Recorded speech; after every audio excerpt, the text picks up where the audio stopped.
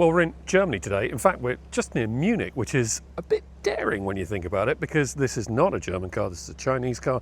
This is the Xpeng G6, and it's the updated version. In fact, this is the high performance version. We'll talk a bit more about the performance in a little while, but as you can probably tell, this is also the black edition. It's kind of appropriate that there's a new Spinal Tap movie coming into cinemas soon, because this is genuinely none more black. Black body, black wheels, black brake calipers, black badging. There have been some very subtle visual changes to the outside of the G6 actually. So this light bar that runs across the front of the car is new. It's very similar to what was there before, but it is updated and a little bit more high-tech than it used to be. There are more significant changes at the rear of the car, where you'll find a whole new ducktail spoiler rear end that does look a bit more distinctive, it has to be said. It makes it look less like a copy of the Tesla Model Y. But this is a very interesting car. We need to get inside to talk a bit more about it though, so let's go and do that. So here in the front of the Xpeng G6, there have been some small updates. The steering wheel, although it looks and feels roughly the same, is actually new. There have been some software updates for the big 15.6-inch touchscreen, and this does work very, very well, I have to say. It's very responsive. You can very clearly see that it's been inspired by what Tesla has done in the Model Y, but it's actually fairly good to use, although, as you can see, there are almost no physical buttons aside from these multifunction controls here on the steering wheel and the column stalks. This one does your wipers and indicators, and this one does your gear selection. At least there is a proper switch for gear selection. That is a good thing to have. There are updated wireless phone chargers here, which also get little air conditioning slots so that your phone doesn't overheat.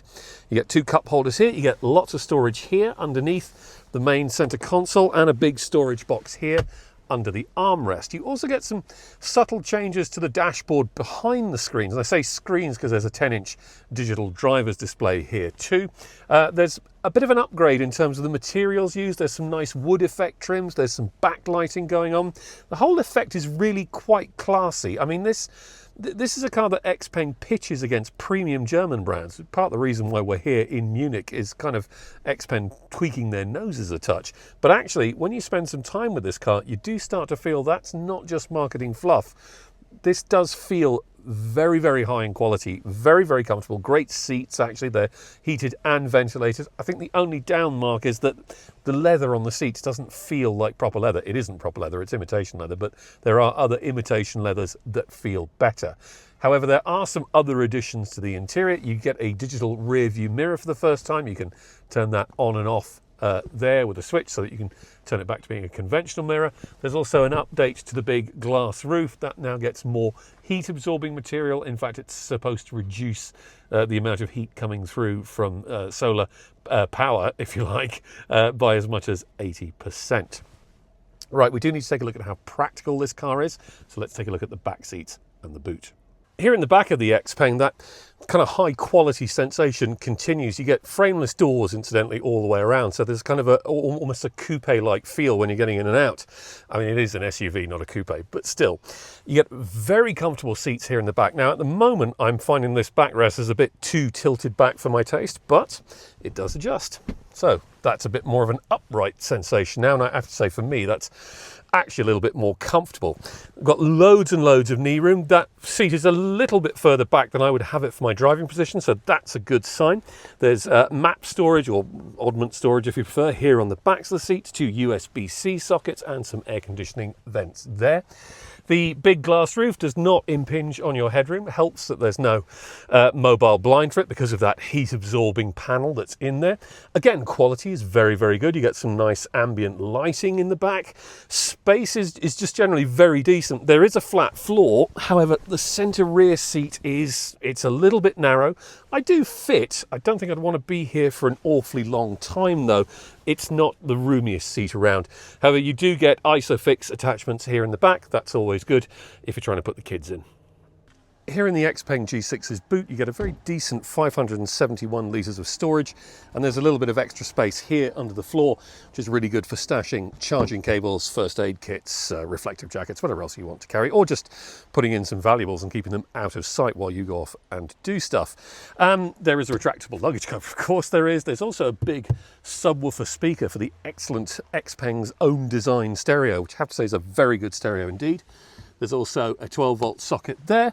No tie-down points and no bag hooks though, which is a little bit of a disappointment. And there's also no frunk in this car, no storage space in the nose, which is a little bit of a letdown considering that a lot of this car's rivals do have that little bit of extra storage space. But in terms of overall boot space, it's perfectly good.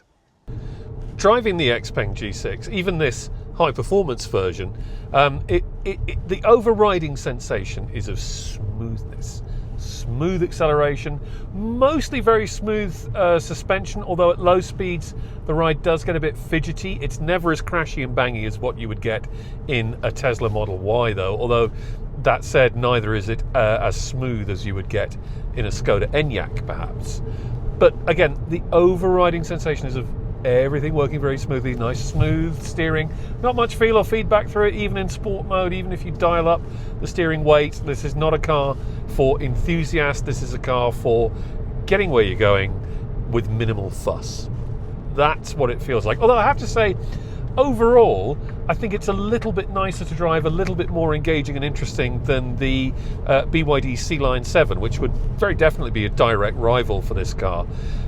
Although the C-Line does have more power, this still has a very creditable 486 horsepower from its twin electric motors. Now there is a lower power variant, obviously, with around about 290 horsepower, which is probably going to be the one that people will go for.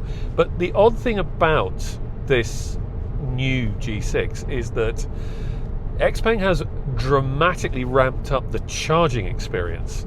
This battery, and it's a lithium iron phosphate battery, LFP battery, so theoretically more robust in the long term, doesn't use rare earth metals like cobalt, so it's a little bit more environmentally friendly in that respect as well.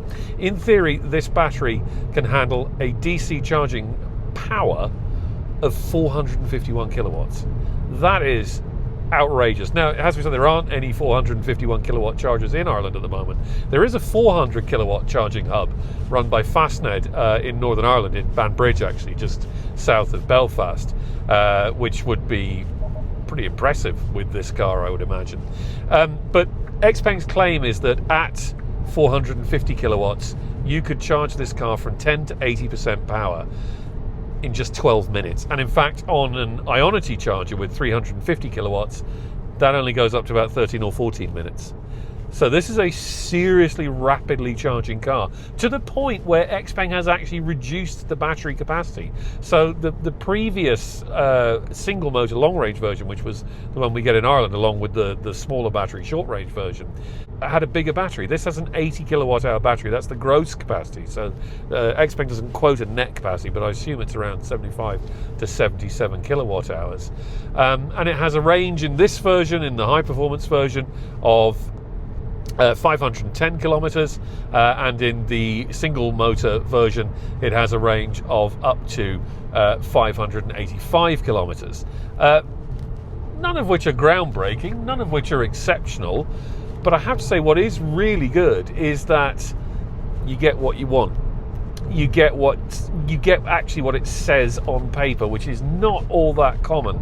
I mean, even with some pretty high speed driving on autobahns, which we've been doing today, even driving around in sport mode, the range that I'm getting from this car seems to indicate that it will do about roughly, in fact pretty much bang on, 500 kilometers in real world conditions. And that is really impressive, because if you take that as being an accurate assessment of what this car is capable of doing, it does have a standard heat pump, so it should keep going in the winter as well, in terms of range, in terms of remaining efficient, then it does change the game a bit.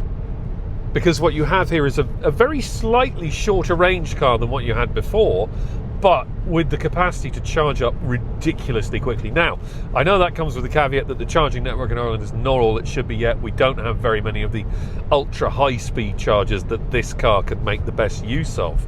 But I think, you know, those are coming, and this is the kind of technology we need to have in place. These are the kind of cars we want to have on the market for when that does happen, because it is going to change the way we drive, and it's certainly going to change the way we drive our electric cars, because you'll just be able to fill up so quickly. I mean, 12 minutes, that's barely enough time to use the facilities, so to speak, and get yourself a cup of coffee. It's certainly not enough time to drink that cup of coffee if the coffee is anyway hot. So yeah, this is a really interesting car, and I think the whole Xpeng brand is kind of coming more into focus now. When it first arrived, obviously there was a bit of the X Who, because it wasn't a brand that anybody really knew, and even those of us in the motoring business didn't really know it very well. But I think certainly this evolution of the G6 and also the arrival of the new, bigger, even more luxurious G9, it starts to bring Xpeng into focus as a properly premium brand. Yes, Chinese, yes, relatively affordable, but there's nothing in here that would look or feel out of place in an equivalent Audi, really. I mean, as I said, slightly rubbery fake leather on the seats aside, this is really high quality, very high tech, and with that charging capability and the performance. I mean, 4.1 seconds, 0 to 100 Ks, and it really will pin you back in your seat, this car. It's properly quick. Yeah, it just starts to get very interesting now, because I think Xpeng certainly, and the Chinese brands in general, are starting to move out of the shadow of that sort of cheap and cheerful thing that they had when they initially arrived, and now they're starting to become much more serious car brands that we have to take much more seriously, and I think this G6, this updated G6, very much in the vanguard of that.